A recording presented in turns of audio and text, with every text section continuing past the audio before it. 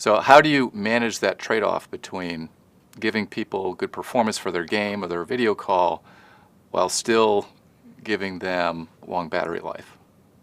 What are some of the techniques, the engineering techniques that you use in the Snapdragon chip to address this kind of conundrum? Sure. So every IP block has its own way of solving a specific one. Uh, One unique one, it has to do with the modem, because unlike desktops, I think the average user has a ton of different apps, from news to weather to social to gaming, and each one of these apps might be trying to phone home, so to speak, out of sync with one another. But to do that, you're not even using your phone at this point.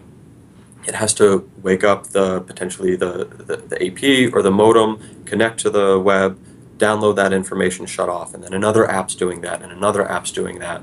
One of the features we have kind of aggregates all of those requests, so there's only one connection to the internet to phone home, get whatever those updates are, and then shut down.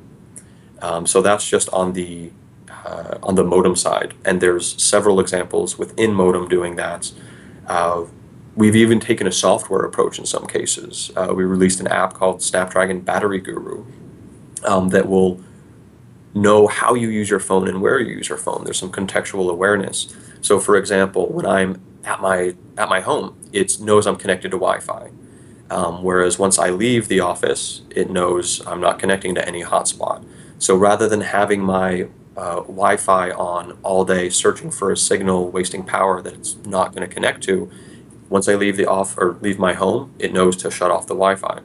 So there's different approaches to shut off different units or minimize the when the units are active. And every IP block has an example of this. I'll give one more on GPU. So there's different ways to render the type of what pixels are on screen. One of which is direct rendering, one of which is deferred rendering. And depending on the scene, depending on how much activity, depending on the vertices versus pixels, all these different things, one might be more efficient than another. Most GPUs today are either doing one or the other, whereas our Adreno GPUs can do both, or what we call flex render. So depending on what's best for a given moment, a given scene, it can dynamically switch between the two. One might be delivering higher performance because in, like, say, a first-person shooter, every frame per second counts. Whereas a slower game, you don't need that higher frame rate. Maybe a different rendering mode will save power. So there's many different ways to do each of these trade-offs, and each IP block handles it differently.